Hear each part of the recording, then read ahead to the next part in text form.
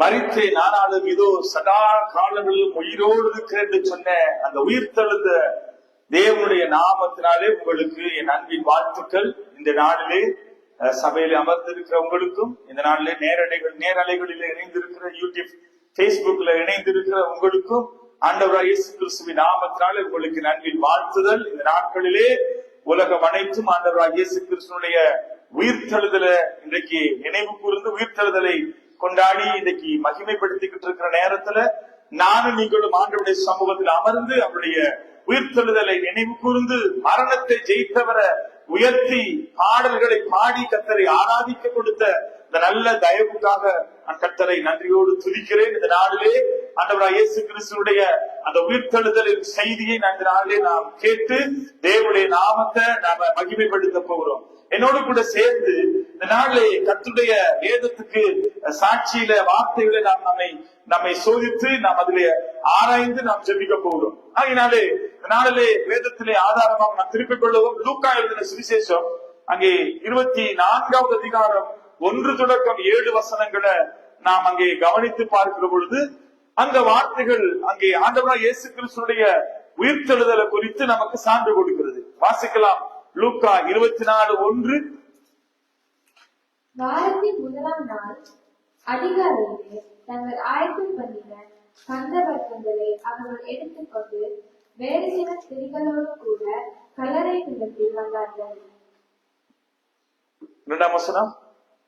கல்லறை அடைத்திருந்த கல் புரட்டி தள்ளப்பட்டிருப்பதை கண்டு உள்ளே பிரவேசித்து கர்த்தராகிய இயேசுவின் சரீரத்தை காணாமல் அதை குறித்து மிகுந்த கலக்கம் அடைந்திருக்கையில் பிரகாசமுள்ள வஸ்திரம் தரிந்த 2 பேர் அவர்கள் அருகே நின்றார்கள். இந்த 24வது அதிகாரம் 1 தொடக்கம் 7 வசனங்களை நாம் வாசித்து பார்க்கிற பொழுது அங்கே இயேசு கிறிஸ்துவை அங்கே சிலுவையில் அடித்து அவரை அடக்கம் பண்ணின அந்த நாடுல அங்கே வாரத்தின் முதலாவது நாடுல அங்கே அதிகாலையில எழுந்து இருட்டோட எழுந்து அங்கே மகதலேனா மரியாளும் அவரோடு கூட அநேக ஸ்திரீகளும் இணைந்து ஆண்டவராகிய இயேசு கிறிஸ்துடைய கல்லறையை பார்க்கும்படியாக அவருக்கு சுகந்த வாசனைகளை எடுத்துக்கொண்டு அங்கே பிரவேசித்த பொழுது அங்கே அந்த சம்பவங்கள் நமக்கு சான்று கொடுக்கிறது. கல்லறை கல் புரட்டப்பட்டிருந்தது.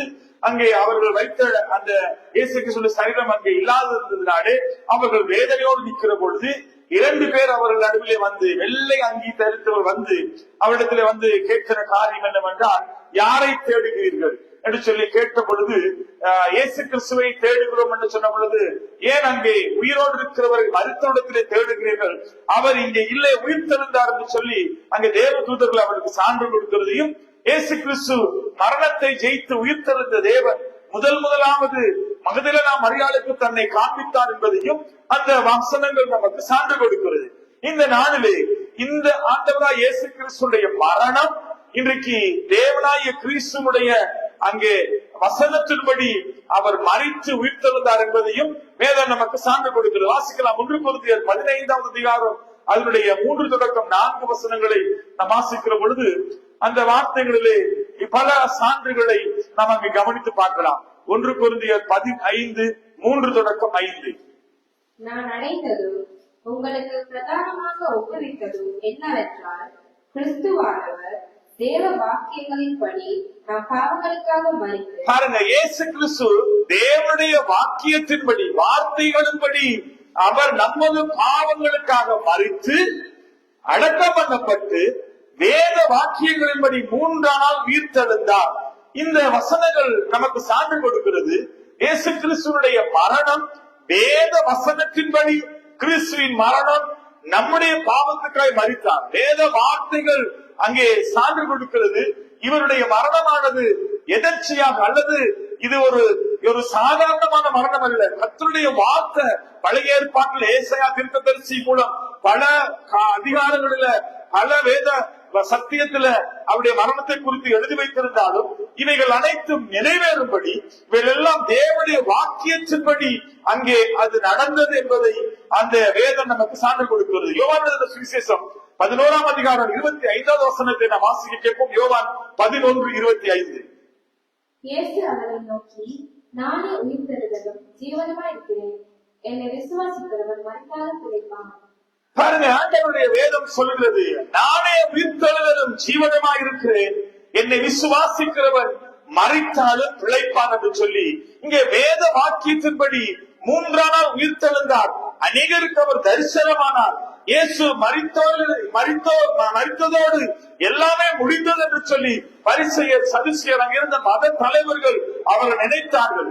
இயேசு கிறிஸ்துவின் மரணம் சாதாரணமான ஒரு தற்செயலாய் நடந்தது அல்ல, அது தேவனுடைய திட்டத்தின்படி, தேவனுடைய சித்தத்தின்படி, தேவ வாக்கியங்களிலே நிறைவேற்றும்படி அது நடந்தது என்று சொல்லி அங்கு வேதம் நமக்கு தெளிவாய் சான்று கொடுக்கிறது. வாசிக்கலாம். 1 கொரிந்தியர் 15ஆம் அதிகாரம் அதனுடைய 17வது வசனத்தை நாம் வாசிக்க கேட்போம்.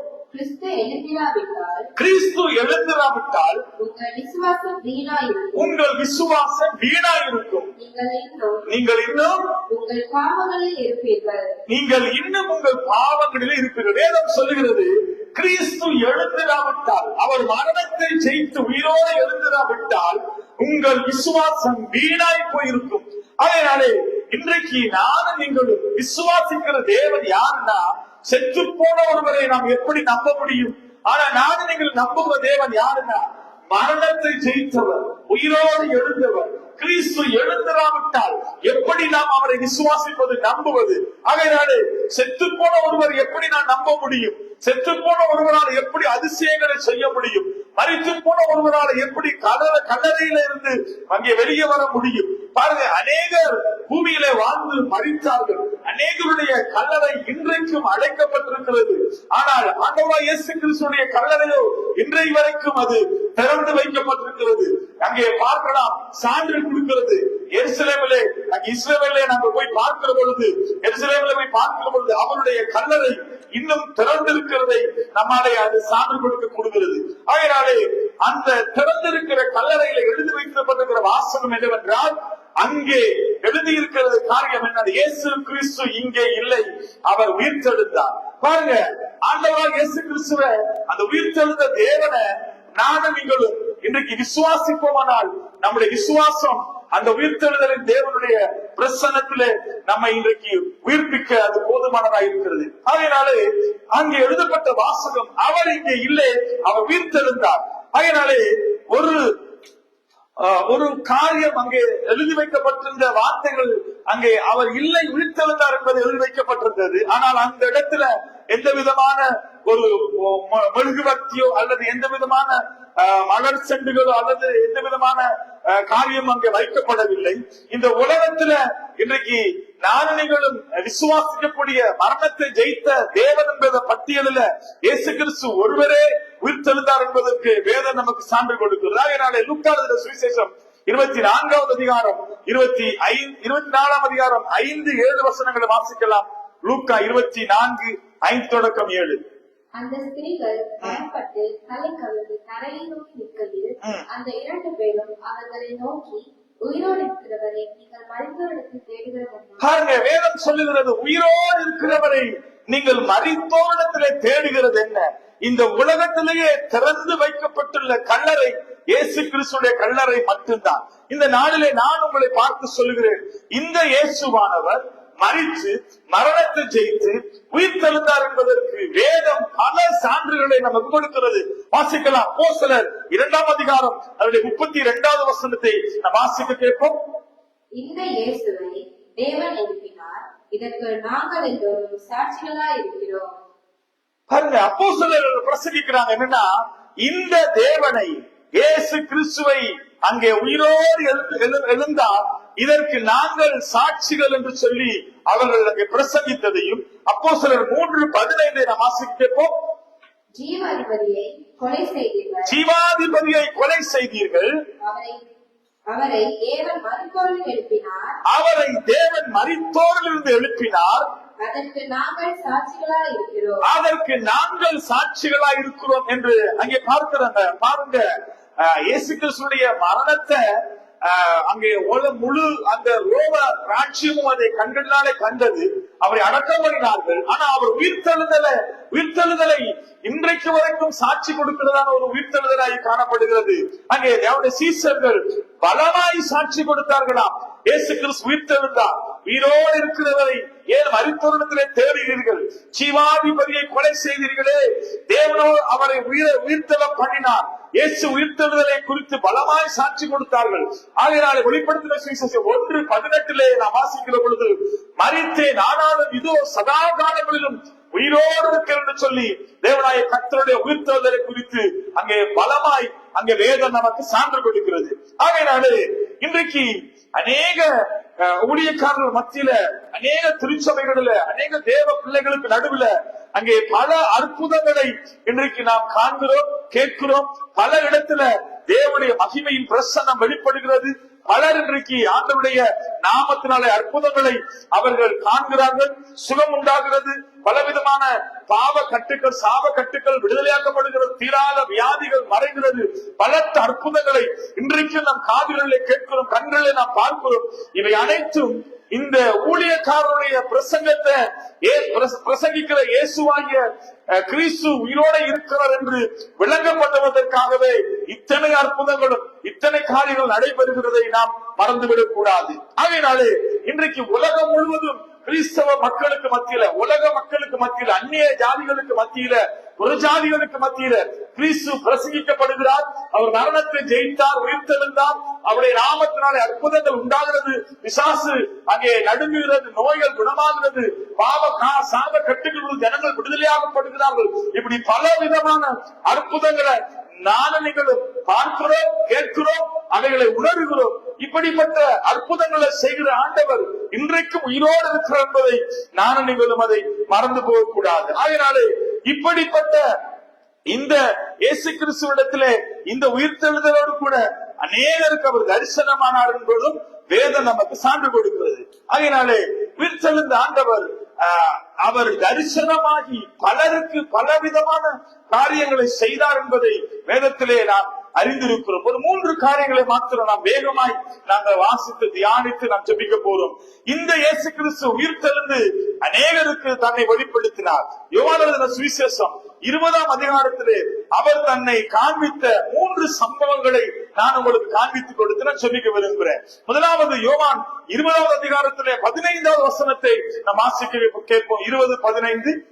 இயேசு அவரை பார்த்து, ஸ்திரியே, ஏன் அழுகிறாய்? யாரை தேடுகிறாய் என்றார். அவள் அவரை தோட்டக்காரன் என்று எண்ணி, ஐயா, நீர் அவரை எடுத்துக்கொண்டு போனதுண்டானால் அவரை வைத்த இடத்தை எனக்கு சொல்லும், நான் போய் அவரை எடுத்துக்கொள்வேன் என்றார். பாருங்க, முதலாவது மகதலேனா மரியாளுக்கு இயேசு தன்னை காண்பிக்கிறார். அவரை பார்த்து கேட்கிறார், உயிர்த்தெழுந்த ஆண்டவர், ஸ்திரியை ஏன் அழுகிறாய்? யாரை தேடுகிறாய் என்று சொல்லி அங்கே அவளை பார்த்து ஆண்டவர் அவரோடு கூட பேசுகிறதை பார்க்கிறோம். இந்த உயிர்த்தெழுந்த ஆண்டவர் இன்றைக்கு ஒருவேளை நான் நீங்களும் ஏதோ ஒரு இனம் தெரியாத காரியத்தை குறித்து அழுது கொண்டு கவலைப்பட்டு கலங்கி நிற்போமானால், அன்றைக்கு மகதலேனா மரியாளை சந்தித்து அவள் கலங்கி போய் நின்ற பொழுது அவளை ஆறுதல் படுத்தின தேவன் இன்றைக்கு நம்மையும் ஆறுதல் படுத்த அவர் போதுமானவராக இருக்கிறார். 20ஆவது அதிகாரத்திலே முதல் வசனத்தை வாசிக்கலாம். வாரத்தின் முதல் நாள் காலையில் அதிக இருட்டோடு மகதலேனா மரியாள் கல்லறையிடத்திற்கு வந்து கல்லறை அடைத்திருந்த கல் இழுத்து போட்டிருப்பதை கண்டார். பாருங்க, வாரத்துல முதல் நாள் அதிகாலையில எழுந்து மகதலேனா மரியாள் அங்கே அவருடைய கல்லறைக்கு சென்ற பொழுது கல் புரட்டப்பட்டிருக்கிறதை கண்டார். எப்படி இப்படிப்பட்ட காரியங்கள் அவருடைய வாழ்க்கையில அவள் காணக்கூடியதா இருந்தது. அவள் அங்கே ஆண்டவரை இருட்டோட தேடுபடியாய் கடந்து போனார். தொடர்ந்து 20ஆவது அதிகாரம் 16வது வசனத்தை வாசிக்கலாம். யோவான் 20:16. இயேசு அவரை நோக்கி, மரியாளே என்றார்.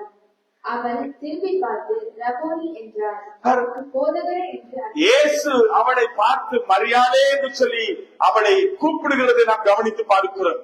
அவளுடைய குரலை கேட்ட பொழுது அவள் அறிந்து கொண்டார், இப்படி என்னை அன்பாக பாசமாய் அழைக்கிற ஒருவர் உண்டு, அவர் இயேசு என்பதை அவள் அறிந்து அங்கே அவர் பாதத்திலே விழுந்து உயிர்த்தெழுந்த இயேசு மரியாளுடைய கண்ணீரை துடைத்தார் என்பதை இந்த வேதம் நமக்கு சான்று கொடுக்கிறது. ஆகையினாலே இன்றைக்கு ஏதோ ஒரு காரியத்தை குறித்து பயந்து கண்ணீரோடு கவலைப்பட்டுக் கொண்டு ஏதோ ஒரு இனம் தெரியாத பயத்தோடு இருக்கிற உங்களை பார்த்து இந்த உயிர்த்தெழுந்த ஆண்டவர் நமக்கும் நமக்கு ஒரு சமாதானத்தை கொடுக்க, அல்லது நம்முடைய வாழ்க்கையில தேவனுடைய அந்த உயிர்த்தெழுந்த மகிமையின் பிரசனத்தை நீங்களும் உணர, நமக்கு அவர் நம்முடைய கண்ணீரை துடைத்து நம்முடைய வேதனைகளை நீக்கக்கூடிய ஒரு தேவனாய் அவர் காணப்படுகிறார். அதனால முதலாவது நாம் கவனித்து பார்க்கிறோம், ஆண்டவர் உயிர்த்தெழுந்த தேவனால கூடுமான காரியம் நம்முடைய கண்ணீரை துடைக்கக்கூடிய தேவன். உயிர்த்தெழுந்தவர் எருமையாய் உயிர்த்தெழுந்து ஏதோ ஒரு பக்கமாய் அவருடைய காரியம் முடிந்து போகவில்லை. இன்றைக்கும் அவர் ஜீவிக்கிறார். நம்முடைய கண்ணீரை அவர் காண்கிறார். கண்ணீரெல்லாம் கணக்குள்ள சேர்த்து வைத்து நமக்கு பதில் கொடுக்கிற தேவனாய் அவர் காணப்படுகிறார். இரண்டாவது நாம் வாசிக்கலாம், யோவான் எழுதின சுவிசேஷம் 2ஆம் அதிகாரத்துடைய 19வது வசனத்தை நாம் வாசிக்கலாம். வாரத்தின் முதல் நாள் ஆகிய அன்றைய தினம் சாயங்கால வேளையிலே சீஷர்கள் கூடியிருந்த இடத்தில் யூதர்களுக்கு பயந்ததினால் கதவுகள் பூட்டி இருக்கையில் இயேசு வந்து நடுவே நின்று உங்களுக்கு சமாதானம் என்றார். இந்த இயேசு கிறிஸ்துவனுடைய அங்கே பார்க்கிற உயிர்த்தெழுதல் நமக்கு என்னத்தை கொடுக்குதுன்னா சமாதானத்தை கொடுக்குதான். இங்க பாருங்க, வாரத்தின் முதல் நாள் அன்றைய தினம் சீசர்கள் யூதர்களுக்கு பயந்து கதவுகளை பூட்டி வைத்துக் கொண்டிருக்கிற பொழுது இயேசு கிறிஸ்து அவர்கள் நடுவே வந்து நின்று பயப்படாதீர்கள், இதோ உங்களுக்கு சமாதானம் என்று சொல்லி அவர்களை ஆண்டவர் அந்த பயத்திலிருந்து அவர்களை விடுவித்ததை நாம் கவனித்து பார்க்க கூடுகிறதா இருக்கிறது. அதனாலே இந்த உயிர்த்தெழுதலை குறித்து சீசர்களுக்கு கர்த்தர் தன்னை வெளிப்படுத்தினார். அவர் அங்கே அவர்கள் பயந்து போய் இருக்கிற பொழுது இயேசு கிறிஸ்து உயிர்த்தெழுந்த ஆண்டவர் அவர்கள் நடுவிலே வந்து நின்று அவர்களை பார்த்து பயப்படாதே என்று சொல்லி அவர்களை ஆறுதல் படுத்தினதை நாம் கவனித்து பார்க்கக்கூடியதா இருக்கிறது. இன்றைக்கும் உயிர்த்தெழுந்த ஆண்டவர் நானும் நீங்கள் ஏதோ ஒரு காரியத்தை குறித்து பயந்து நிற்கிறோம். வாசிக்கலாம், மார்க் 16ஆவது அதிகாரம் அதனுடைய 6வது வசனம். மார்க் 16:6. அவன் அவர்களை நோக்கி, பயப்படாதிருங்கள், சிலுவையில் அறையப்பட்ட நாசமாகிய இயேசுவை தேடுகிறீர்கள். அவர் உயிர்த்தெழுந்தார், அவர் இங்கே இல்லை, இதோ அவரை வைத்த இடம். பாருங்க, இயேசு கிறிஸ்து உயிர்த்தெழுந்த இயேசு கிறிஸ்து முதலாவது அவர் கொடுத்த சாட்சி என்னன்னா, இன்றைக்கு பயந்து போயிருக்கிறவர்களை பார்த்து பயப்படாதிருங்கள். ஆண்டவருடைய வேதம் சொல்கிறது, சிலுவையில அறைந்த இயேசு கிறிஸ்துவை அவர் இங்கே இல்லை, அவர் உயிர்த்தெழுந்தார் என்பதை அந்த வேத வசனங்கள் சான்று கொடுக்கிறது. ஆகையினாலே இந்த நாளில இந்த உயிர்த்தெழுந்த ஆண்டவர் என்னையும் உங்களை பார்த்து சொல்லுகிற காரியம் என்னவென்றால், பயப்படாதிருங்கள். நம்முடைய வாழ்க்கையில ஏதோ ஒரு இனம் தெரியாத பயம் நம்மை சூழ்ந்து கொண்டிருக்கிறதா? ஏதோ ஒரு மனிதரை குறித்த பயம், எதிர்காலத்தை குறித்த பயம், மரணத்தை குறித்த பயம், ஏதோ ஒரு வியாதியை குறித்த பயம், ஏதோ தீராத கடன் பிரச்சனையை குறித்த பயம், ஏதோ ஒரு இனம் தெரியாத பயம், பிள்ளைகளை குறித்த பயம், பிள்ளைகளுடைய எதிர்காலத்தை குறித்த பயம், இப்படிப்பட்ட வருமானத்தை குறித்த பயம், நாட்டில் ஏற்படுகிற தேசத்தில் ஏற்படுகிற சூழ்நிலை குறித்த பயம், இப்படி ஏதோ ஒரு இனம் தெரியாத பயத்தினால இன்னைக்கு ஒரு வேளை நாம கேள்வியோடு கூட வாழ்ந்து கொண்டிருக்கலாம். ஆண்டவராகிய இயேசு கிறிஸ்து இப்படிப்பட்ட பயந்து போயிருந்த சீசர்களை பார்த்து பயப்படாதிருங்கள், உங்களுக்கு சமாதானம் என்று சொல்லி அவர்களை அங்கே சமாதானத்துக்குள்ளாக அவரை நடத்தினார். இன்றைக்கு ஆண்டவராகிய இயேசு கிறிஸ்து உயிர்த்தெழுந்த தேவன் உங்க வாழ்க்கையில் ஏதோ ஒரு இனம் தெரியாத பயத்திலிருந்து உங்களை விடுதலையாக்க, உங்களுக்கு ஒரு சமாதானத்தை கொடுக்க அவர் போதுமானவராக இருக்கிறார். அதனாலே இங்கே பார்க்கலாம், நாம் கவனித்து இவர்கள் நடுவிலே வந்து நிற்கிறார், உங்களுக்கு சமாதானம் என்றார். இன்றைக்கு ஏதோ ஒரு பயத்தை நம்ம வாழ்க்கையில நம்ம வாட்டி மதிக்கிறதா? உயிர்த்தெழுந்த இயேசுவை விசுவாசிக்கிறவர்களுடைய வாழ்க்கையில சமாதானமும் எல்லா பயமும் நீங்கி நமக்கு ஒரு தெய்வீக சமாதானத்தை ஆண்டவர் நமக்கு தரக்கூடியவராக இருக்கிறார். ஆகையினால உங்க வாழ்க்கையில இன்றைக்கு இருக்கிற பயம் எப்படிப்பட்ட பயமா இருந்தாலும் ஆண்டவர் உங்களை உயிர்ப்பிப்பார், ஆண்டவர் உங்களை பலப்படுத்துவார், தேவன் உங்களை ஆசீர்வதிப்பார். இந்த ஆசீர்வாதமான தேவன் உங்களோடு கூட இருந்து பெரிய காரியங்களை செய்வார். ஆகையினாலே உயிர்த்தெழுந்த தேவனுடைய மகிமையின் பிரசன்னம் உங்களோடு கூட இருந்து உங்களை ஆசீர்வதிக்க அது போதுமானதா இருக்கிறது. தொடர்ந்து யோவான் எழுதின சுவிசேஷம் 20ஆவது அதிகாரம் அதனுடைய 24வது வசனத்தை நாம் வாசிக்கிற பொழுது அந்த வார்த்தைகளிலே நாம் ஒரு சில வசனங்களை தியானிக்கலாம். யோவான் 20:24. இயேசு வந்திருந்த போது பன்னிரண்டில் ஒருவனாகிய திதிமு எனப்பட்ட தோமா என்பவன் அவர்களுடனே கூட இருக்கவில்லை. இங்க பாருங்க, இயேசு கிறிஸ்து உயிர்த்தெழுந்து சீசர்களுக்கு தன்னை காண்பிக்கும் பொழுது அங்கே தோமா என்கிற சீசன் அங்கே இருக்கவில்லை. அங்கே தோமா அங்கே இல்லாததுனால இங்க நடந்த காரியம் என்னவென்றால், அவன் அங்கே இயேசு கிறிஸ்து உயிர்த்தெழுந்தார், அவர் வந்து மத்தியிலே தன்னை காண்பித்தார் என்று சொல்லுகிற பொழுது தோமா அங்கே சந்தேகப்பட்டவனாய் அவருடைய உயிர்த்தெழுதலை விசுவாசிக்க கூடாதபடிக்கு தோமாவிடத்திலே ஏதோ ஒரு காரியம் இருந்தது. அதனாலே இப்படிப்பட்ட சூழ்நிலை மேல அவரை சந்தேகப்படாமல் தோமாவுக்கு இயேசுவின் மேல ஒரு சந்தேகம் ஏற்பட்டதுனால ஆண்டவர் தோமாவை திரும்பமா சந்திக்கும்படி 8 நாட்களுக்கு பின்பதாய் தோமாவோடு கூட இடைப்படுகிறார். தோமாவை ஆண்டவர் பார்த்து சொல்லுகிறார், உன் உள்ளங்கையை விழாவிலே போட்டுப்பார் என்று சொன்ன பொழுது இதை கண்ட தோமா மிகவும் ஆண்டவர் இயேசு கிறிஸ்துவை விசுவாசித்தான். இன்றைக்கு ஆண்டவர் அவனை பார்த்து சொல்லுகிறார், இயேசு கிறிஸ்துடைய மரணத்தை அவன் தொட்டு பார்த்து அல்லது அவனுடைய விழாவில கைய போட்டு பார்த்துதான் நான் நம்புவேன் என்று சொன்ன தோமாவுக்கு அந்த உயிர்த்தெழுந்த தேவன் தன்னுடைய உயிர்த்தெழுந்த அந்த செய்திய அவங்களுக்கு அங்க தெளிவாக அது அங்கே கொடுக்கப்பட்டது. அதனால இயேசு கிறிஸ்து இன்றைக்கு உங்களை பார்த்து சொல்லுகிற காரியம் என்னவென்றால், இந்த உயிர்த்தெழுந்த தேவனுடைய அந்த மகிமையின் பிரசன்னம் உங்க வாழ்க்கையில் இருக்கிற எல்லா விசுவாசத்தையும் எல்லா எதிர்பார்ப்புகளையும் அது சந்தித்து கொடுத்து உங்களை உயிர்ப்பிக்க அது போதுமானதா இருக்கிறது. ஆகையினாலே இந்த காலையில இந்த வசனத்தை கேட்கிற உங்களை பார்த்து சொல்லுகிறேன், உயிர்த்தெழுந்த ஆண்டவர் இன்றைக்கு உங்க வாழ்க்கையில முதலாவது உங்க கண்ணீரெல்லாம் துடைப்பார், இரண்டாவது உங்க பயத்தெல்லாம் நீக்குவார், மூன்றாவது உங்களுடைய அவிசுவாசங்கள் எல்லாம் நீக்கி ஆண்டவர் ஒரு பெரிய விடுதலை உங்களுக்கு கொடுத்து இந்த இயேசு உங்களோடு கூட இருந்து பெரிய காரியங்களை செய்வார். ஆகையினால இயேசு கிறிஸ்துடைய இந்த உயிர்த்தெழுதல் ஏதோ ஒரு சாதாரணமான ஒரு காரியம் இல்ல, அவர் உங்களோடு கூட இருந்து செய்கிற காரியங்கள் பயங்கரமா இருக்கும் என்பதை சான்று கொடுக்கிற வேத வார்த்தைகள் வேதத்தில் அநேகம் உண்டு. ஆகையினாலே இந்த காலை வேளையில உயிர்த்தெழுதலை குறித்து நானும் நீங்களும் பலமாய் சாட்சி கொடுக்க வேண்டும். உயிர்த்தெழுதலை குறித்து நானும் நீங்களும் உலகமெங்கும் அவருடைய உயிர்த்தெழுதலை பிரசங்கிக்க வேண்டும். சீசர்கள் பலமாய் சாட்சி கொடுத்தார்கள். அவர் உயிர்த்தெழுதல் அங்கே உலகமெங்கும் அது பிரசங்கிக்கப்பட்டது. மரித்த மரணத்தை ஜெயித்தார் என்பதை குறித்து சீசர்கள் பல விதத்துல சாட்சி கொடுத்தார்கள். இந்த விசுவாசம் நமக்குள்ளே காணப்படுமானால் ஆண்டவர் நம்முடைய கண்ணீரெல்லாம் துடைத்து நம் பயத்தெல்லாம் நீக்கி நம்முடைய வாழ்க்கைக்கு அவிசுவாசத்தெல்லாம் மாற்றி எங்களுக்கு அவர் விடுதலையை கொடுக்கிற பொழுது நானும் நீங்களும் அவருடைய உயிர்த்தெழுதலை சாட்சி கொடுக்க சான்று கொடுக்க அழைக்கப்பட்டிருக்கிறதை அறிந்து கொள்ள வேண்டும். ஆகையினாலே மரித்தவர் உயிர்த்தெழுந்தார். அவர் உயிர்த்தெழுந்த தேவன் உயிருள்ளவராய் இந்த பூமியில உலாவிக் கொண்டிருக்கிறார். அவரை நோக்கி பார்க்கிறவர்கள் அவரை தேடுகிற வாழ்க்கையில அற்புதங்கள் அடையாளங்களை செய்ய அவர் போதுமானவராக இருக்கிறார். ஆகையினாலே இயேசு கிறிஸ்துவின் நாமத்தினாலே உங்களை நான் ஆசீர்வதித்து நான் இந்த காலை வேளையில உங்களை வாழ்த்துகிறேன். உயிர்த்தெழுந்த தேவன் தாமே உங்களோடு உங்கள் பிள்ளைகளோடு உங்கள் குடும்பத்தோடு இருந்து உங்க வாழ்க்கையில் இருக்கிற எல்லா பயத்தை நீக்கி கண்ணீரெல்லாம் துடைத்து துக்கமெல்லாம் சந்தோஷமா மாற்றி உங்க வாழ்க்கையில் விடுதலை உண்டு பண்ணுவாராக. இயேசு கிறிஸ்துவின் நாமத்தினால நான் உங்களை ஆசீர்வதித்து தேவனுடைய பிரசன்னத்தில் ஒப்புக் கொடுத்து இந்த நாளிலே நான் உங்களோடு கூட இந்த வார்த்தையை செய்தியை நான் கொடுத்து உங்களை நான் பலப்படுத்த விரும்புகிறேன். ஆகையினாலே உயிர்த்தெழுந்த தேவன் உங்களோடு கூட இருந்து பெரிய காரியங்கள் செய்வாராக. God bless you.